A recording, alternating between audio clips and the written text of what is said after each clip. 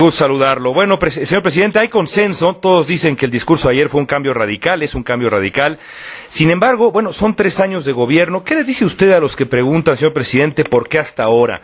¿Fue un error conformarse del 2006 al 2009 con reformas posibles por consenso antes que buscar reformas incómodas por mayoría, señor presidente? No, la verdad es que las circunstancias van definiendo la definición de políticas públicas, León. Creo que hay que echar el reloj un poco atrás y recordar cuál era el escenario, el panorama político y social, sobre todo del 2006, la crispación provocada por, yo diría la escasez de vocación democrática, lo dejo así, en todos los actores, y la reconstrucción precisamente de un escenario que obligaba a buscar consensos cada vez más amplios y también la legítima aspiración a poder construir consensos a partir de los cuales se hicieran los cambios. Hicimos muchos cambios, León, de lo cual me siento muy satisfecho, que no se habían hecho en décadas. La reforma de pensiones solamente pues le ahorra al país 30% del Producto Interno Bruto quizá, a valor presente neto. La reforma en materia de justicia penal, la reforma energética, la propia reforma hacendaria, en fin. Y simplemente estoy en el punto medio de mi gobierno. Este ha sido un año de prueba de adversidad que nos ha obligado, estas circunstancias, a ir más a prisa y a hacer más cambios de fondo. Por ejemplo, si no se hubiera presentado la crisis alimentaria de hace 1 año y medio, que disparó el precio de los alimentos, algunos de ellos al doble o al triple, como el maíz o el aceite de cocina, no hubiera habido esa afectación tan importante que hubo en la pobreza en México, agravada por la crisis económica. Es decir, si no hubiera habido estas crisis, pues seguramente con la inercia y el paso que llevamos, hubiéramos logrado una reducción consistente de la pobreza extrema. Habidas estas crisis, esto nos obliga a ir más rápido y más a fondo, más deprisa. Y lo mismo te diría en el petróleo. Si el petróleo fuera como hace 3 años, de una producción de 300,000 barriles más hace 3 años, pues igual no necesitaríamos hacer cambios mayores para poder sostener el ritmo de gasto y las responsabilidades del Estado. Tenemos hoy 300,000 barriles menos que hace 3 años, 215,000 menos que hace 1 año. Se nos está agotando el yacimiento de Cantarell. Esa es una realidad, punto, que nos obliga a cambiar y a ir mucho más a prisa. Vamos al discurso de ayer y al futuro, señor presidente. Las reformas que siguen, vienen reformas profundas, dolorosas, usted mismo lo ha aceptado. La reacción de la oposición, me imagino que si fue dura con las reformas posibles de 2006 a 2009, ahora será pues también muy dura. Quizá le van a tomar de nuevo la tribuna, ¿no cree? Bueno, a mí no me la toman, ¿no? La verdad es que la detienen al país, se echan pues a ellos mismos, ¿no? Pero eso no es el problema que más me preocupa. Efectivamente va a haber muchas resistencias, León. Y hay que partir de una premisa pues, muy práctica. ¿Por qué no ha habido estos cambios en México en décadas, en algunos sectores? Porque las resistencias que los han impedido, pues están ahí y hay que romperlas. Hay que romperlas de la mejor manera, con política, con diálogo, pero también con una gran conciencia social y ciudadana y con una movilización ciudadana que permita precisamente que los cambios se den. La verdad es que si uno pondera los beneficiarios de los cambios, que somos la gran mayoría de los mexicanos, desgraciadamente estamos dispersos, no estamos articulados, no hay representación política que articule una visión modernizadora de México de manera fidedigna, y hay que articular todo eso. En cambio, las resistencias, los intereses, los beneficios del statu quo, aunque se aplican a un número más restringido de beneficiarios, pues estos tienen mayor capacidad de interlocución, mayor representación política y mayor peso en las decisiones nacionales. Mi deber es cambiar esa ecuación y movilizar realmente hacia cambios de fondo de mayor beneficio para el país, la decisión de la vida nacional. ¿Tratará de apelar usted entonces a la ciudadanía directamente para acabar con nuestra obsesión con fantasmas y mitos? Tengo que hacerlo porque vaya que siempre nos han estorbado por lo menos esos fantasmas, esos mitos, esas sombras que le han impedido a México caminar. Y hay que, en fin, definitivamente romperlas, hay que desaparecerlos, hay que desnudar precisamente los mitos y poder construir sobre la razón, sobre la propuesta, lo que necesitamos. y ya dejar de nombrar palabras prohibidas, dejar de callar palabras prohibidas por los mitos, en fin, hablar de las cosas que necesitamos, ¿no? Yo cito un ejemplo de estos fantasmas y estos mitos, la reelección de diputados. Ahí hay una frase prohibida. Hace poco un diputado me decía que esta reelección atentaría contra el espíritu maderista cuando estamos a punto del 2010. Y bueno, yo realmente casi me voy de espaldas. ¿La clase política mexicana seguirá nutriéndose de estos fantasmas? ¿Es capaz de la honestidad intelectual necesaria para dejarlos de lado cuando piensan en el 2012 repetidamente, señor presidente? Eso tendremos que verlo, León. La verdad es que, bueno, en primer lugar, pues como bien sabes, no es cierto. La verdad es que la reelección de diputados se permitió hasta la década de los 30, cuando el crecimiento del poder presidencial prácticamente imperial vio en una Cámara de Diputados experimentada y combativa un obstáculo y decidieron quitar la reelección para tener simplemente diputaciones a modo. De manera tal que la reelección maderista, y en su tiempo, por cierto, la de Díaz en el plan de Tustepec, se refirió a la reelección presidencial específicamente, no a la reelección legislativa, pero en fin, hay que hablar de eso, sí hay que hablar de reelección de diputados, y sí hay que hablar de reelección de alcaldes, y hay que hablarlo en el sentido de precisamente una de las vertientes que propuse de reforma política, porque el régimen actual que tenemos simple y sencillamente no responde a la aspiración de los ciudadanos. Nosotros aquí en Segunda Emisión de W Radio nos preciamos de ser una comunidad, señor presidente, y desde Twitter nos dice Roberto: ¿cómo voy a creer en Calderón si es rehén de grupos de interés, de esos grupos de interés que dice que ahora quiere persuadir, como el Baester? ¿El gobierno es rehén de alguien, del Baester Gordillo, por ejemplo, señor presidente? Pues no somos rehén de nadie, pero pues tampoco es una cuestión de fe, León. Yo por mí, el amigo que te escribe, pues que puede creer en lo que quiera, ¿no? Pero me parece que lo razonable y lo evidente es lo que tenemos que cambiar y los intereses que tenemos que tocar. El Baester Gordillo es líder del sindicato de maestros, evidentemente, y creo que el sindicato de maestros, como otros sindicatos, como otros grupos de interés, pues tendrán que también asumir esta reflexión de fondo, si nos quedamos como vamos o cambiamos, entre otras en la educación. Y ese ha sido precisamente mi esfuerzo, mi lucha, y lo será ahora más, con el propio sindicato de educación, con la propia maestra el Baester Gordillo, para lograr algo que también mencioné, la calidad de la educación educativa, que por una parte, si no hay la concurrencia de los maestros y de su movimiento organizado que es el sindicato, no va a ser posible avanzar en el país, y eso obligará precisamente a que podamos movilizar y persuadir a maestros, sindicato y su dirigencia para que se actúe conforme al momento que vivimos, la hora de cambios y de cambios de fondo, también en materia educativa. Ahora hablemos un poco de temas específicos, señor presidente. Ya dijo usted que recortarle gasto no es suficiente, que es una de las 3 variables que hay que tomar en cuenta.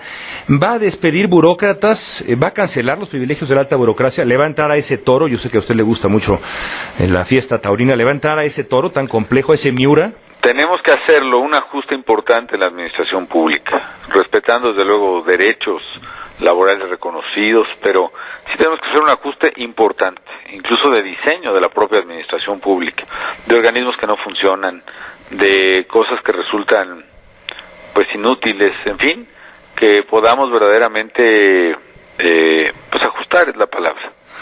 Y en la crisis fiscal va a enfrentar la evasión, y yo no solo me refiero, y esto hay que subrayarlo, a los empresarios, entre comillas, que bueno, son los principales sospechosos y demás, sino también a millones de mexicanos que están en la economía informal y que, bueno, nos duela o no, y nos duele por supuesto, son evasores. ¿Se va también a tocar ese tema?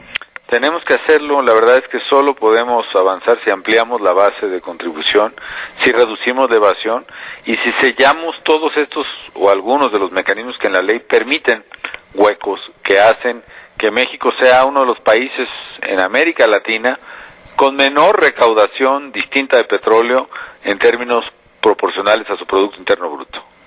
Ahora, hablemos de seguridad. El presidente Uribe, hace tiempo le leía yo una entrevista, decía que México puede ganar la guerra si se prepara para tener pues muchos muertos. ¿Vale la pena? ¿Es esta una guerra justa? Este debate que se da, por ejemplo, con la guerra en Afganistán e Irak en otra proporción. ¿Nuestra guerra es una guerra justa, señor presidente?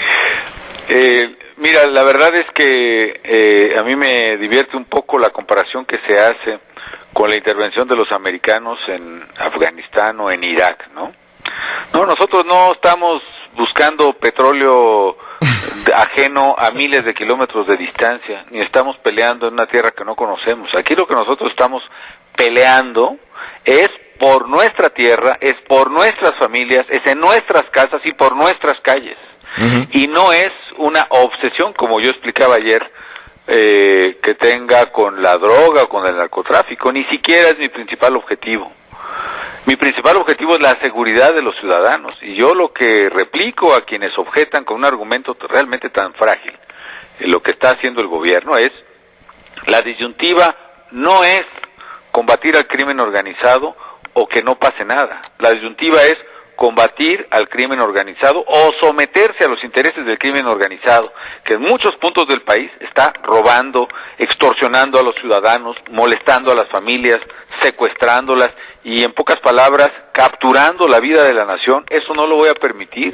Entonces la disyuntiva no es combatir el crimen o que no pase nada y que sigamos todos contentos. Eso de seguir todos contentos no existe. Hace rato se borró de las alternativas, y o combatimos el crimen organizado hasta derrotarlo y recuperar nuestras calles, plazas, nuestras ciudades, el orden, la tranquila convivencia en el orden, que es el significado prístino de la paz, o simplemente entregar la vida, las familias y las calles a los criminales. Yo tampoco creo, por cierto, en esa comparación. Utilizaba yo nada más el ejemplo como el asunto de la guerra justa, casi desde el punto de vista teórico. Pero bueno, usted sabe de las críticas que en los medios se hace de su gobierno. ¿Cuál es su opinión sobre los medios? ¿Cuál ha sido nuestro trabajo? ¿Cómo ha sido nuestro trabajo en la construcción de nuestra democracia en estos últimos años? Pues que una pregunta compleja, León. La verdad es que yo creo que ha habido de todo, ¿no? Pero al final de cuentas, en la disyuntiva que se presenta para cualquier sociedad o para cualquier gobierno, entre la censura que vivió México, padeció México, que cayó bocas y conciencias durante décadas, o la libertad que implica incluso abusos, yo claramente, si hubiera que optar entre dos extremos, claramente me inclino por la libertad, con todos sus riesgos. Ahora bien, yo creo que tiene que haber un justo medio que implique libertad con responsabilidad.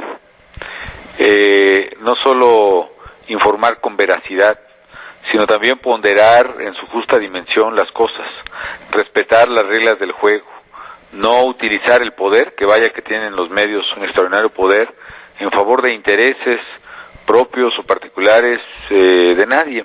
El poder verdaderamente poner la verdad al servicio de la gente. Y eso implica un esfuerzo enorme de responsabilidad que los medios tienen que asumir y que jugar. Ahora, desde la amistad profunda que lo unía con su maestro Carlos Castillo Peraza, aquel le escribió una carta en la segunda mitad de los 90, una carta muy conmovedora, y en ella Castillo lo definía, bueno, de manera muy elogiosa, pero también decía que usted tiene un temperamento desconfiado. ¿Es usted un hombre desconfiado, señor presidente?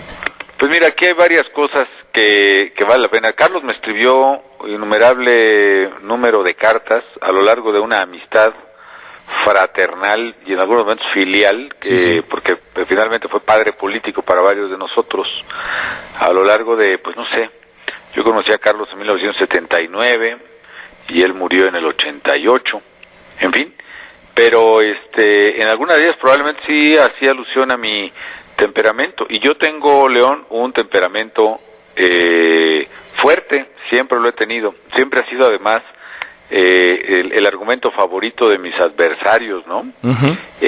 Pero a la vez también una de las cosas que aprendí, por cierto, de mi padre y a Carlos, que también le debo, es que la clave de la virtud humana es precisamente el dominar el temperamento, y eso es precisamente la templanza que forja el carácter. Y sí, me considero un hombre de carácter, un hombre que asume los retos con firmeza, con determinación, y que también tengo pues mi manera de ser, no soy monedita de oro, ¿no? Pero en eso, yo fíjate que guardo esas cartas de Carlos, incluso la que mencionas, con un enorme cariño, porque a mí me han servido mucho, sus enseñanzas para mí han sido verdaderamente útiles, y me han a lo largo de todos estos años forjado. Esa carta me la escribió cuando yo tendría unos 33 años, yo acababa de asumir la presidencia del PAN, te estoy hablando hace 14 años, uh-huh. Y pues siempre me ha servido, lo tengo muy presente. Ahora, como el propio Carlos decía, a propósito que me preguntabas ahorita de los medios y de quien hace este señalamiento, él también tiene otra frase que verdaderamente la recomiendo ampliamente, León, y que dice: ninguna cosa buena que hagas quedará impune. Así que así es este asunto, este oficio del servicio público. Déjeme hacerle un par de preguntas más, señor presidente. Hablemos un poco de cambios. No le pido que me diga qué secretarios saldrán, si es que saldrá alguno, pero bueno, hay quien dice que usted ha preferido la lealtad por encima de la capacidad. ¿Seguirá ese modelo para los que dicen eso? Yo creo que las dos cosas no son excluyentes, hay que preferirlas siempre, León. Lo que sí es que quien encargue una responsabilidad a alguien que no le es leal, pues es definitivamente un ingenuo. Y por último, déjeme preguntarle, algo que haya aprendido usted sobre México, es una pregunta un poco amplia, pero híjole, algo que haya aprendido usted sobre México en estos 3 años, una cosa. Bueno, la verdad es que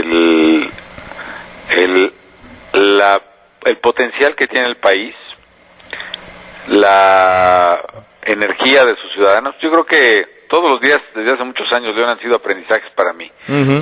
Quizá te diría que si algo he aprendido en estos 3 años sobre el país es pues amar a México cada día más, en cada acción, en cada gente, en cada reto, en cada desafío, en cada problema. Uno no puede más que quedar entrañablemente, apasionadamente unido.